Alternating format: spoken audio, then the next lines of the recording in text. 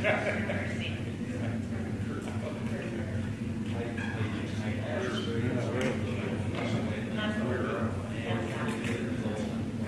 the football schedule finally came out now? Yes, sir. I saw that. I hadn't got a chance to dig into it. Anything interesting? I'm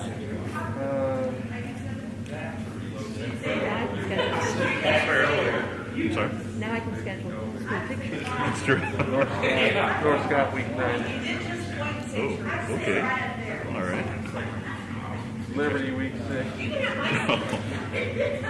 So, So we start out Fairfield, Washington, ICAT, West Point, Notre Dame, and Fort Madison. so it's going to be in the... And 5 home games. Oh, wow. Okay. At least I'll know what I'm doing for the next month worth of Fridays. Oh, I'm sorry. I must have. I was putting some back. I got it. I think I got it.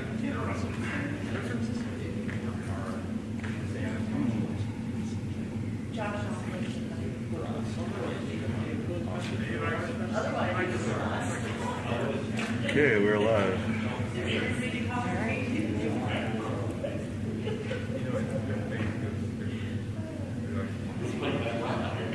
Our outstanding audience. I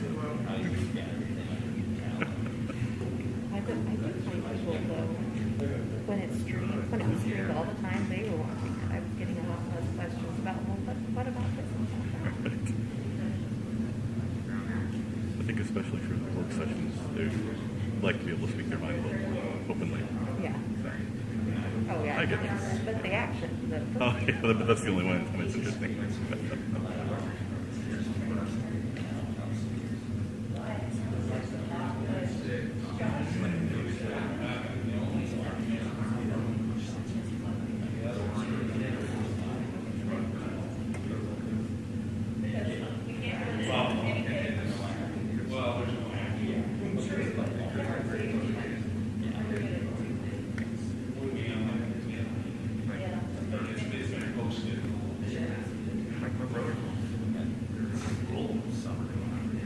Well, it's 6 o'clock, so I'm going to call this meeting to order. And roll call of us. Sarah here. Wiley. Andrew. Davis. Pearl. Here. Here. Okay. So you've got the in front of you. So entertain a motion to approve the agenda. Second. And roll call. Sandusville. Yes. Roll. Yes. Yes. All right. So up first is ICAT. Okay, so just to kind of set the stage a little bit. First of all, we are live streaming this, so I don't know how many might be viewing from afar. So if you would, if you have questions and such, if you can talk into your microphones. I've provided the ICAT team with a microphone up there to kind of have the sound a bit hot, so maybe it picks up everything, Ron. In March, at our March site committee meeting, I had asked the ICAT team to come and do a presentation for us. So ICAT stands for Iowa Construction Advocacy Team.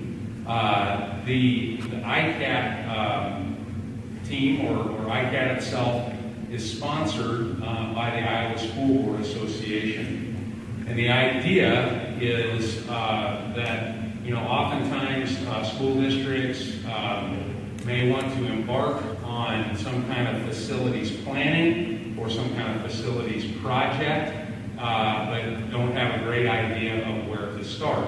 Or oftentimes, perhaps in the changing of superintendents, a superintendent comes to into a district in the middle of a building project and might not know where to start or what they should have their eyes on.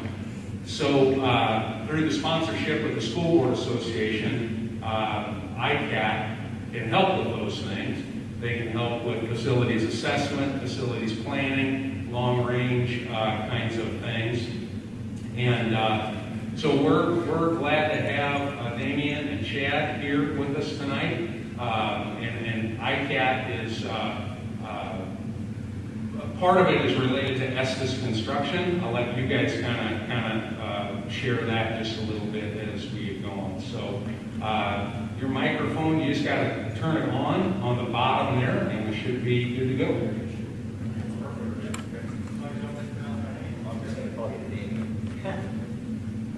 So I just On the bottom, yep, flip this one. There it is. Yep. know where my Bible is. All right, now, my name is Chad Alley. I'm with Estes Construction, and as was mentioned, Estes Construction is an ICAT team. We go around the state of Iowa. Sorry, I can adjust this till I get it right. There we go. We go around the state of Iowa and we assess school districts. We've done 64 of these assessments across the state for different districts. And what we do is, as already mentioned, kind of stole my thunder. Sorry about that. But that's okay, because now I don't have to say as much. I'm a southern Iowa guy. I grew up in about 120 miles straight west of here in Allerton, which is close to Portland. So I love chasing schoolwork down in southern Iowa because I personally feel like this is home. So, and Dave, I'm going to let Damien introduce himself, but I'm trying to think what else I needed to talk about. That was pretty much it. So, good job when you're retired. All right. My name is Damien Schlitt. I'm with BLDD Architects. We team with Estes Construction as a part of the ICAT team. There's a tool we're actually going to talk about here just a little bit called Clio. It's a software program we developed in-house, and it's one of the key components to this master planning process is the ability for us to kind of evaluate our different scenarios as we go forward. So with that,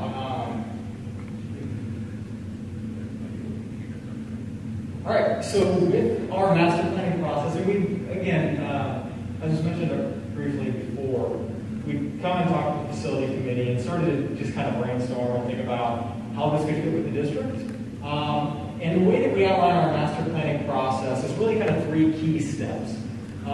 We look at it as where we are now, where we want to go, and how do we get there. And within that process, there's a key piece that, depending upon the solutions, the need for referenda, those types of things. And even when referenda isn't a key component, is the important piece here of stakeholder engagement. Really, whether that's teacher groups or parent groups, whether that's full community engagement, whatever that might be, it's really a key component to making sure that our scenarios going forward are successful. So during the where we are now portion, looking at defining our strategic objectives, those oftentimes come from the administrative team, or teachers and educational models. We assess the current conditions, which is what Chad was mentioning before, where we actually walk through and evaluate each of the facilities. We'll talk about that more here in just a minute. The where we want to go, vision for the future, which we'll go into some more depth with that, but that's really just kind of setting a clear understanding between all stakeholders, internal and external district, of what the goals are for the district.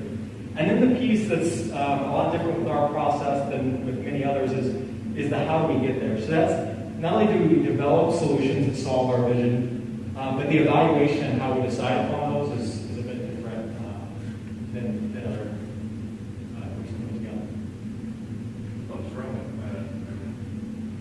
All right, so in that first portion, the strategic objectives, oftentimes what we'll do is we'll start out with teacher leadership group, administrative team, and really to just define what are those objectives, whether it's curriculum changes, whether it's efficiencies in facilities, whatever those goals are, starting to set that baseline. So again, so all players, both the design and construction team, the district team, the board, all have some kind of clear understanding of what those strategic objectives of the district are that any plan needs to be able to develop.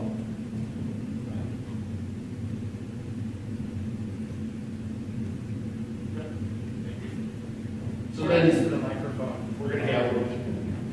So after we begin, the first thing we do when we come in with Estes is we collect all the plans of all the buildings and we digitize those for the district if they haven't already been completed. The next step is we typically walk and do an assessment of all the buildings, and we call that an investigation. When we walk in, and we'll walk through each and every room of every building, of all your facilities.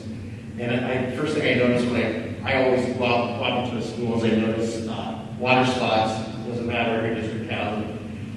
typically where a tile has got collected water from the roof. So it's one of those things that we mark on our computer after we've downloaded everything.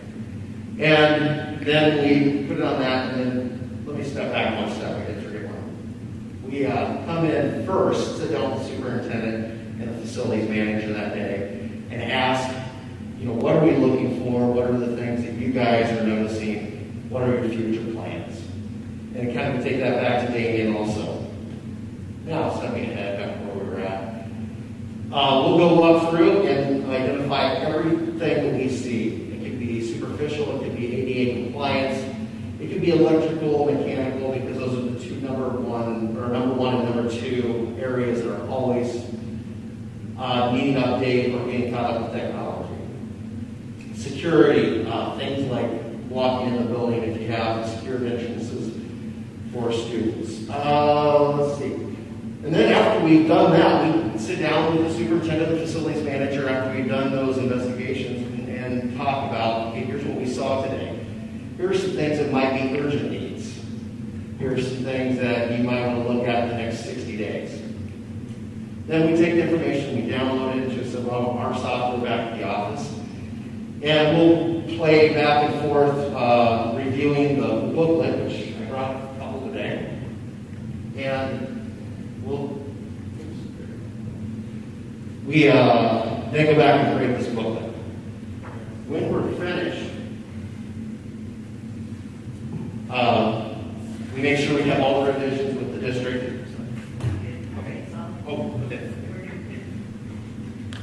And then we come back to the district and we set up a session with the board and we walk through everything we see that we've noticed and come up with. For example, if we look at all your buildings, we have 8 different facilities on this pie chart that we break it down by cost per building. Another one is priority. Those are the things that are most important. Those are urgent. They could be ADA again, or they could be required. But then we also throw into the evaluation the ideas of some of the future things that you're looking at. Finally, on this page, you also notice that we work with Piper Jaffray. I think the district works with Piper Jaffray. We checked on that. And we look at alternative funding sources. And that's pretty much what the booklets will come out. And then we give it to Damien and we work with the LDD again. I know one key thing before we switch off the slide too, when we were talking about priority, I don't know if you mentioned this in depth last time when we were speaking, but from A to D is the way we grade them. So A, urgent, means that within the next year, something needs to be taken care of. That's typically a life safety or code type of issue. B items are a 1 to 5 year item, which is it's not an immediate need for health and safety, but deterioration further from that could cause other needs. C items are considered recommended. Those are that 5 to 10 year where you might be showing signs of wear and are starting to become dilapidated, if you will, in some way, shape, or form. And then D items are considered suggested. These are oftentimes those items that maybe they can get by for the next 10 years, as they are. But when we're looking at a plan where we're talking about 20 or even 30 year master plan, at some point within that window, you're going to need to consider those. So we do include those D items. Oftentimes, what we might summarize this as is that the A through C, depending on the bottom line number, and then those suggested beyond that in the assessment. All right, so the next piece here, this is really if you will, the fun part. This is where we get to start kind of dreaming and brainstorming about what we want the overall vision for the district to be. This is where we sit down and while we might have certain programs in place or portions of programs in place, we really start to identify and prioritize things. And say, okay, as we go forward, what do we want our district to be known for? What are the types of programs or spaces that our facilities should really well support? What this allows us to do is that we'll not only know physically what our buildings need, just to be kept and maintained throughout the master plan process, but also we'll know what our goals are in implementing that. It would be a tragedy for us to go and just put new flooring in a space that completely needs to be reimagined for something else. So we want to make sure we have a very clear understanding of that. So then we get into the portion where we're kind of the rubber meets the road, if you will. So now we start to develop solutions. This is a piece, you can see this is kind of right in the middle of that stakeholder engagement. We've done this in a multitude of different ways. We've done it where a board team has created these solutions, and at that point they go to the community for some feedback. We've also had board-assigned leadership or community groups that have done that type of work where they come together, they start to understand the vision for the district, they get an understanding of the physical needs of the district, and then they're the ones that develop those. What we prefer to be able to do, if we can, is to actually have them fully developed by the community, to where we sit down and, essentially like this, we get a small group, and that's what these groups are actually doing. So they've been given the information like the physical needs of the facilities. They've been given, an understanding what the district's visions are for programs, but have also been asked themselves, as a community, what do we feel is important as the next steps of programs? And then they start to create solutions to that, whether it be additions, renovations, new buildings, however that starts to work out. They start to brainstorm what those solutions might be.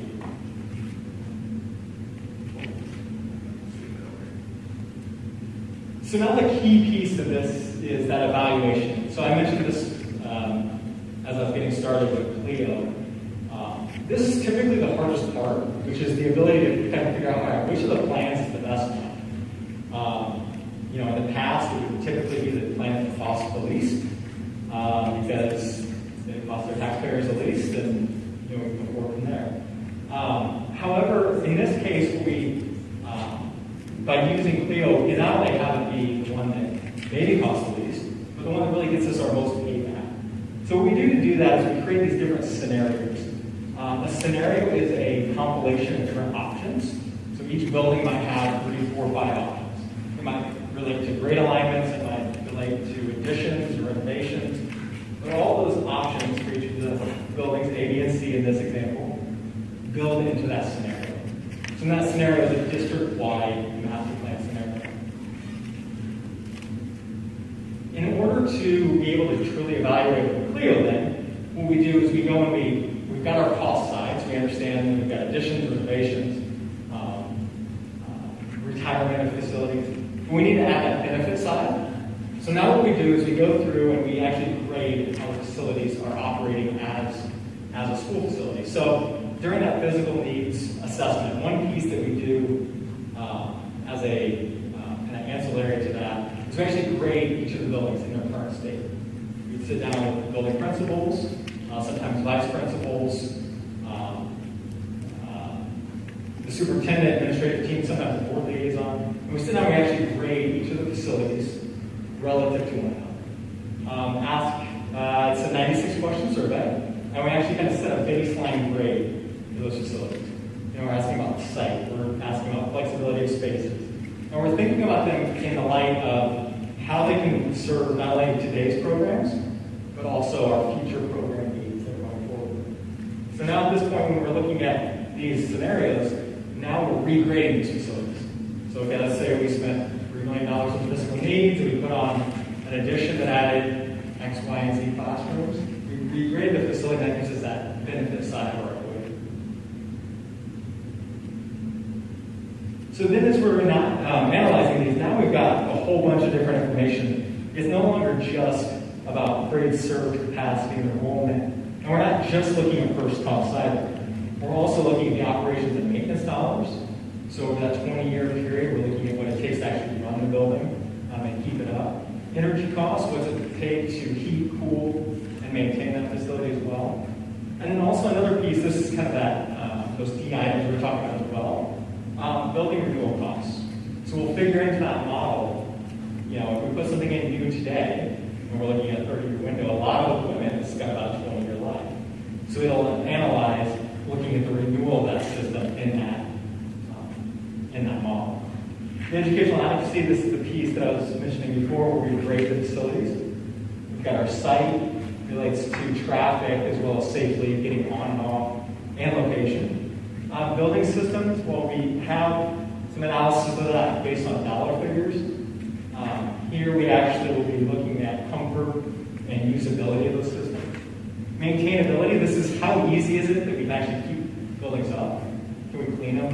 Can we replace ceiling tiles easily? Can we replace floor tiles, that type of thing? Safety and security of getting students not only safely out of the building in an emergency, but keeping people out of the facility when we don't want them. And then two really key and important pieces are the program support and then educational environment. Program support relates to how we're supporting our programs. Are the spaces flexible? We have good furnishings that can support our education. Educational environment relates to really just the feel of the space. Is it bright? Do students actually want to be in space? So this is an example of that adequacy score. So this is really the functionality of a building. You can see here that it's rated on it's a 100-point scale. Anything over 90 is considered excellent. That's ready for future-focused delivery, and it's pretty well supporting everything we're doing today. Satisfactory is that above 80, which actually looks at it's supporting most of today's needs, but will require some improvements for future needs. Borderline is where a lot of current school buildings will land, and that means that there's probably some issues with the ability to deliver today, and there are some significant needs to support the future delivery. Below that, the poor and inadequate, those need some pretty heavy input, sometimes kind of total reinvention of the facility to get them up to the future-focused level. So then, as I was saying before, now it's no longer just looking at cost and saying, okay, well, status quo, which would be kind of our do-nothing plan, just put the physical needs in and go forward. Is that the best plan? Or wait, is it scenario 2 because it's got the best score? Well, here is looking at the cost benefit. Scenario 1 is actually the highest scoring because for the dollars put into it, it's getting the most kind of bang for your buck, if you will. Now, one key component to this decision piece, this isn't the end-all be-all. This is just a metric against which the district can consider their facility. So if there's something in scenario 1 that makes it unpalatable by the community, maybe it's a certain building, maybe it's a certain location, then this probably isn't the best option. But it's a piece of information that allows the community to understand the cost and the benefit to their different scenarios, and then to make that subjective decision to either go with the results or to adjust and go in a slightly different direction. We've seen districts do both. Take the highest scoring, take the second highest, however it works for that community. I'll let you introduce Charles City. Well, Charles City was a district that had a lot of problems. They had a middle school. It was built in the 30s. It was a beautiful building. It just wasn't working for them. And they tried to pass multiple bond issues to get this one through. And finally, I think they've gone through at least 2 or 3 architects, if I'm not mistaken, trying to get it through. They brought Estes and the ICAT team in to help them out with that and BLDB. And on this particular building, we found, I'm trying to remember exactly, it was a former high school and they changed it to a middle school. We finally were able to pass the bond referendum, I think on the first vote coming back out of it. But it took a lot of administration and a lot of help throughout the district, staff-wise, to bring it to where we were to this point. Another interesting point to this, I think, is that this project actually had a school board elected to stop it because they didn't want that plan to go forward. At that point, we reran the process, essentially going through all the work again. At that point, that new board actually said to their constituents that had brought them on to stop that process that, we've done the work, we've seen behind the curve, if you will, this is the best solution for our district. So it's that objective piece that's really powerful to allow whomever is involved in that process to be very clear on what's being graded how, and to allow everybody to kind of move forward in that objective manner with whatever scenario or scenarios are key. And I think it took 2 years to get to the point that we got. And then after that, I think the board turned over again. I think you're right. I think you're right. I don't think it was any result of the problem. Yeah, everything went really smooth. Yeah. So some of the considerations here is the ability, kind of the benefits of this for the district. As we look at master planning, we see that, and especially right now, there's master dollars coming out, and there's, okay, what do we do with our dollars right now? What we're recommending is that you make sure that you have an understanding for kind of some of the long game with those dollars. We've run into districts where, you start to get through the analysis and you say, okay, well, retirement of this facility makes the most sense. We should move these children here. And they say, well, we just spent $500,000 on roofs last year. And you look at that and you say, okay, well, maybe that's not a facility that we should now close.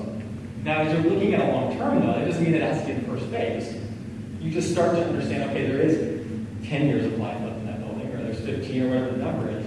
But you start to consider that, and that gives you that roadmap so that in 5 years or in 10 years, you understand where that next bit of work might happen.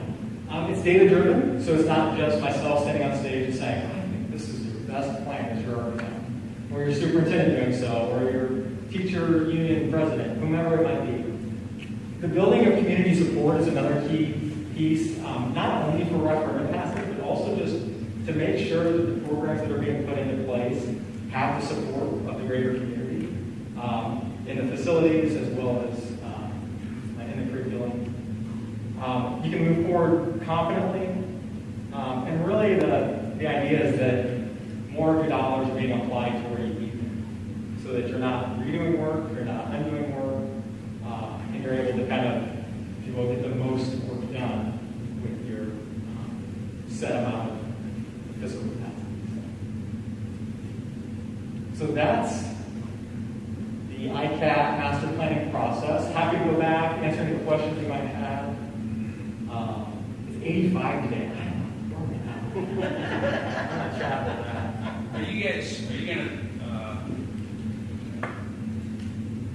Are you gonna talk a bit about, or could you talk a bit about what you've done in some of the districts in our region and kind of where you're at with some of the districts in our region? I know last time we spoke, you'd spent some time in Ottumwa, you'd spent some time in Fort Madison, and I think it'd be good to hear about those processes. Absolutely. So we just finished up actually working with Fort Madison School District, which you were just mentioning. That was a really interesting one. There have been some failed referenda with the plan of a new elementary school. The interesting thing was the goal was never about a new elementary school, it was about getting out of the 2 elementary schools. So when we were brought in, we essentially started with 11 different options of how your grades could be aligned in different buildings and how that would work. We actually, in that case, worked initially with a kind of board-assigned group. They were community members, but assigned by the school board to analyze those different kind of starter scenarios. They've been through several referenda, so they had kind of a list of potential solutions. Started with that work, I did the Clio analysis and looked through them and actually found that the ability to build onto their high school and their current middle school, which the middle school is their newest building, and do some grade realignment was actually the most economical and would provide the best kind of educational payback for their district.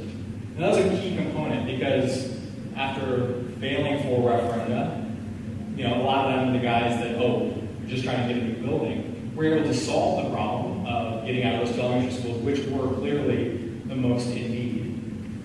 But we're able to do it in a different way that allowed us not to now have a 3rd building on the line. We're able to compare back the 2 facilities and also start to understand some other benefits that weren't going to be realized previously. One of those things being some of the programs that would be available for the pre-K through 1 students that would be in a new addition at the middle school site. Just the ability to build those specialty types of spaces. but also the ability to expand what 6th grade students could get being in that building when the 7th and 8th graders would be vacating it. So that's a really important thing. We took that work and actually went to the community as a whole. So this was all happening through the pandemic. So we kind of took a little bit of a pause. We came back in this past fall and actually started some conversation with the community as a whole. Understand, okay, here's the plan that makes some sense. Now, how should we implement it that it would be, make sure we dot our I's and cross our T's. Through those, we actually did some virtual engagements. We found out that solving traffic at both sites was a must-have. So that was something that was worked into the plan to make sure that it worked. And also the ability to make sure that the pre-K program is supported not only today, but also for the projected growth. Those were a couple of just must-haves. So those were able to be implemented, and then the district's able to pass their RPS at 80% or 82%, something like that. So I think one of the other things that we found out was the communication. We over-communicated on this. We had multiple meetings, and there was a couple at noon, we had a couple at 7 o'clock. I think we had a total of 5 community engagement meetings that were online. We did have a community engagement meeting where we brought in some of the naysayers, some of the ones that, hey, we're not voting for this no matter what. We brought them in, and they, like Charles City, they kind of turned their tune and said, hey, you know what? This does make sense. And one reason I've been voting no is because you haven't been communicating with us enough. So we felt that after we walked away from that was a big win for the community. Sorry, that was the other question. So we did a physical assessment of all the buildings at Atama. BLDD is not the architect on that one, but they brought us in. We did, I believe it was 16 different facilities. It included their football field, their baseball fields, and softball field. But we walked through each and every one of those and created the booklet right there that we have for that assessment. What they're trying to do is identify neighborhood schools that might need to close because they're not hitting 21st century learning. And I don't know if you know Atama that well. I didn't know until I went through the second assessment. They have a huge elementary. I think it was close to 650 kids in that elementary. I mean, it was like 3 football fields long. And coming from a small town, I'm like, wow, this is huge. But that's what they were leaning toward on the north side, but the north side residents were not necessarily wanting that. So again, a board turnover, because they didn't really want to build a new elementary for 3 of those elementary, and now we're re-engaging at this moment.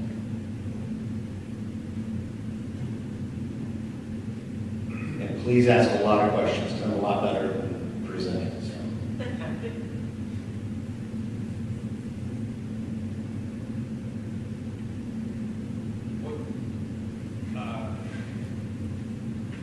How long should it be, and what's the typical length of a process? I guess it depends on, No, that's okay.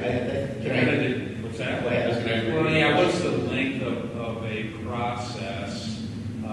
Let's just say that a district is going to go from a facilities assessment through what you just presented, through the CLEO process, to developing options A, B, C, D, 1, 2, 3, 4.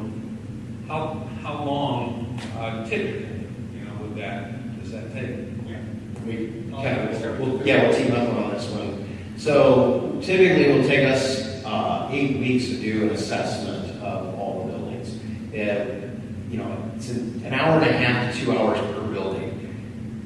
If we went through everything that you guys have, I think it's 8 buildings, that's 16 hours at least we're in all the buildings. So we would sit down that first week and really pound through it, and then come through and make sure we get all our revisions right. It takes us a good 6 weeks to get everything put back out into your hands.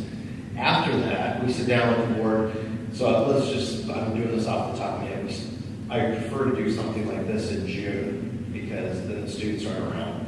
We can pick a day where maybe it's the second to last day of teachers being in service. We would walk around that way. They could give us their input as we're walking through. It would be very simple. We do ask for their input because they're the ones that are in the rooms all every day.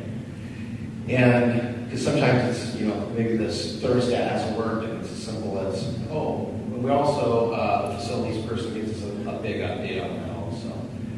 So I'd say mid-July, we're sitting down with you, going through the booklet and walking through that. I'd say July, roughly July 20th, where it really is. And as far as the engagement piece, it varies. We've done processes that can be, the Fort Madison one's a difficult example because we essentially paused for about 8 months. However, we've had processes that can last that kind of time. So the shortest end, I would say, is probably 3 months. Like a 3-meeting cycle. You introduce everybody to the problem, you have them come in and talk about some solutions, and you're able to kind of determine and decide at a third meeting. Depending on communities and types of buildings, what solutions are starting to consider, sometimes we'll have redundancy of that first meeting so that people understand, like, hey, we're coming to your building, make sure that it's comfortable and scheduling as well. Zoom has actually become an amazing tool for that. We're getting even more engagement. Not that families didn't want to come, but you all know how this is. It's during a week, it's busy. So to come and sit down for 2 hours is a hard commitment. But we've seen, I'm actually running one of my home community, we had about 100 people show up, and this was just last week. 100 people show up, we did small groups, we were all spaced out, and they were working like small 4-person groups. So that's 100 people, first meeting. We've got 50 on a virtual call tomorrow, and we've probably got another 50 on the Thursday. So that's a 200-person first meeting. That's a really great turnout for a first meeting. And I really think part of that is just accessibility. So that's kind of a 3-meeting. We could also, depending on what the back target is, if it's a referendum, if it's debt retirement, wherever that is, kind of start from that point, kind of work backwards. But the one that we're working on there, we're working in the spring right now to kind of lay some of the groundwork. And actually most of those kind of 3 key meetings will actually happen in the fall, leading up for next spring is the target for that referendum. So, that'll be kind of a 5-meeting process to roll out to that.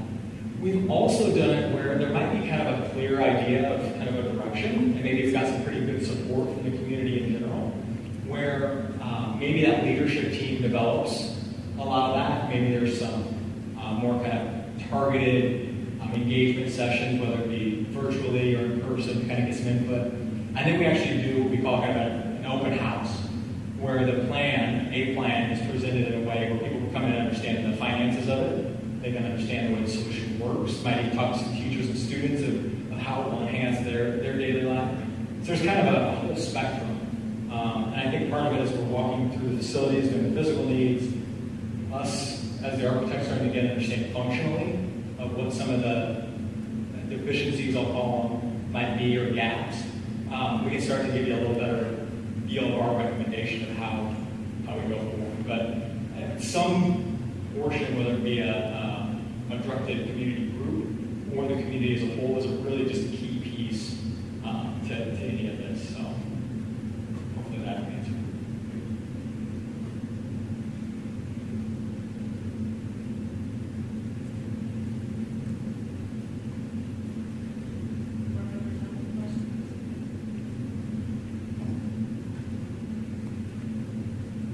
I have another question.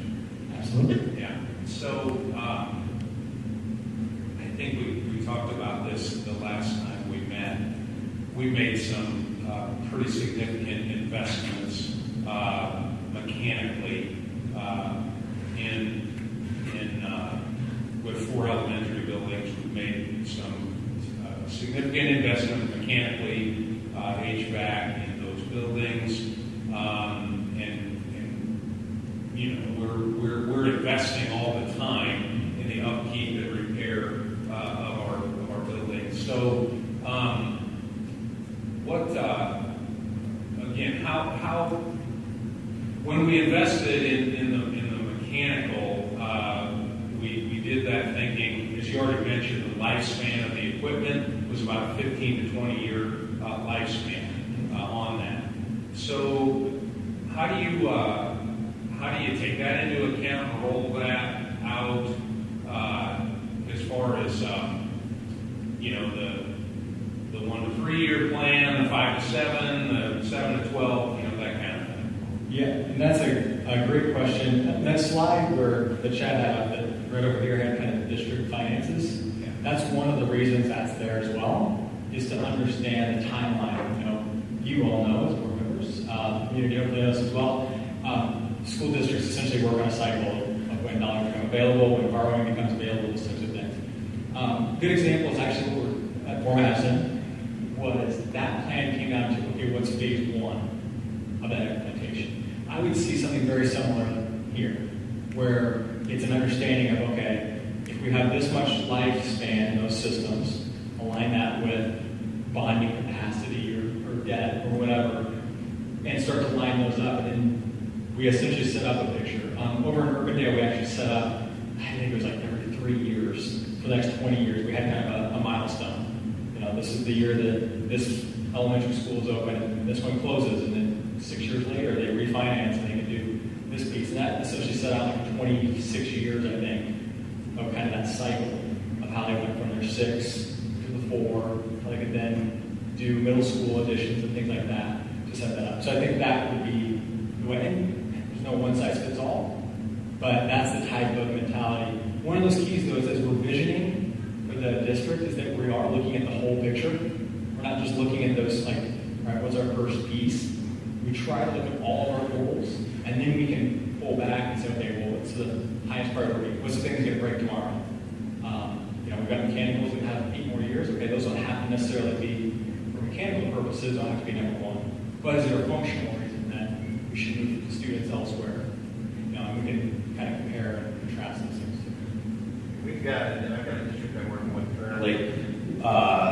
They have a huge masonry problem that needs tackling. So what we're trying to do is break it down into doing high school 1 year, we're going to do an elementary 3 years later, just again grading that.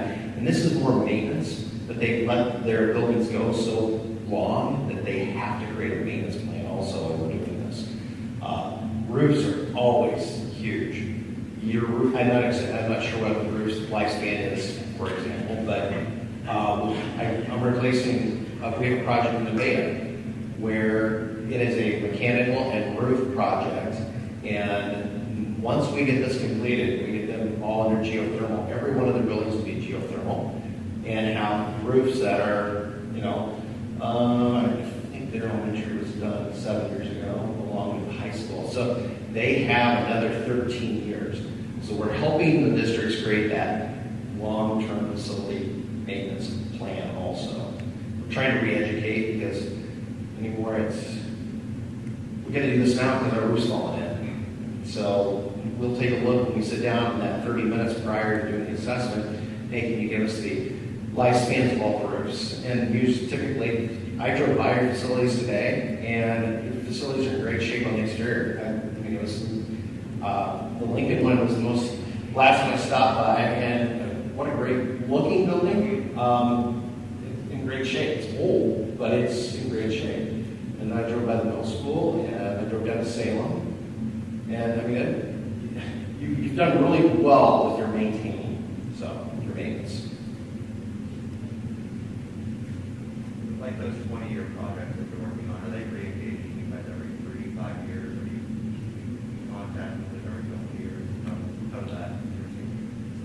Yeah, that's a great question. Charles City is a good example. We're getting ready to start that one back up.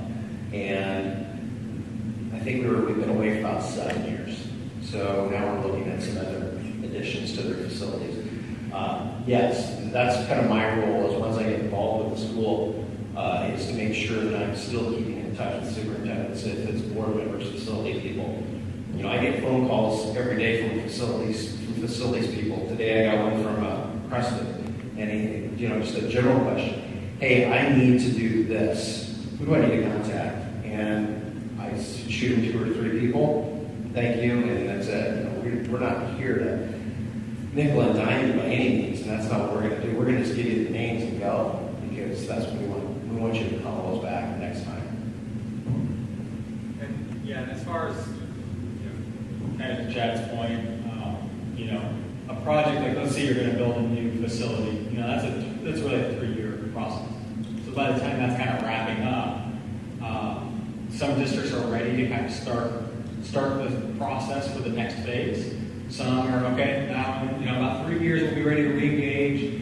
Sometimes it's a check-in too with the community. You may not need to do a full engagement at that point, but that's also an opportunity where maybe like you were mentioning before, maybe there's an administration chamber, maybe there's a new board, voice. That allows just kind of a check-in with the community, even just to make sure, like, hey, here was our master plan. Here's how we laid it out.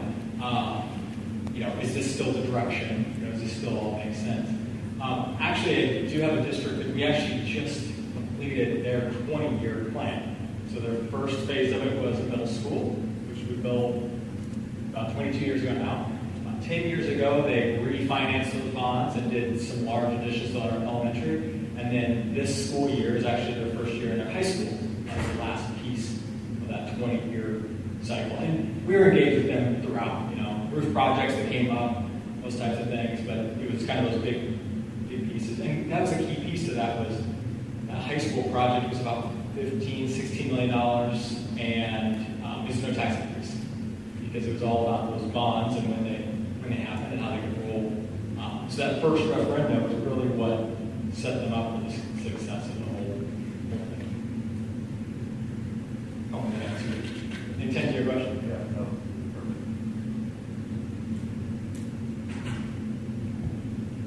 We come out in the crowd if you want to see. Yeah. If there's anybody out here have questions?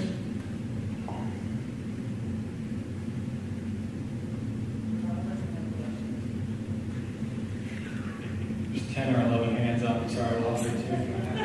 For those at home, sorry, this might be.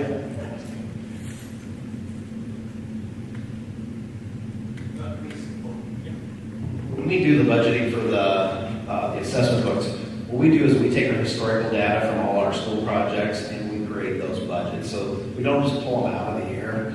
It's more, here's what it costs in this area. We're able to do that. In fact, we're doing Phil Mount Union. I forgot about mentioning that earlier. We've been down there for at least 4 years. And we're going to try and pass a bond referendum in September down there. And we've done multiple budgets on multiple ideas. We'll put it that way. But that's how we work. BLE come up with a concept. We'll take a look at that concept, figure out the square footage, and then we'll go out to if we need to, we'll go out into the community and say, can the community handle a huge project, or do we need to go outside a little bit further? Typically, as a construction company, we focus on 60-mile radius of where we're at. We really want to focus on 25. So that way we have real accurate budgeting numbers.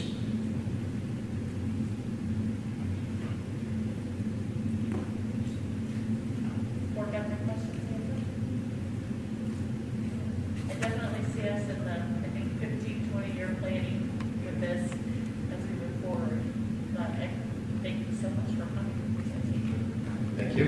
If any questions come up, please feel free. Yeah, we'll, of course, I've got Paul's contact, and I know they'll be following up, so we can, and then we have our committee meetings, next week, so we can chat a little bit about this conversation and where things might go after that.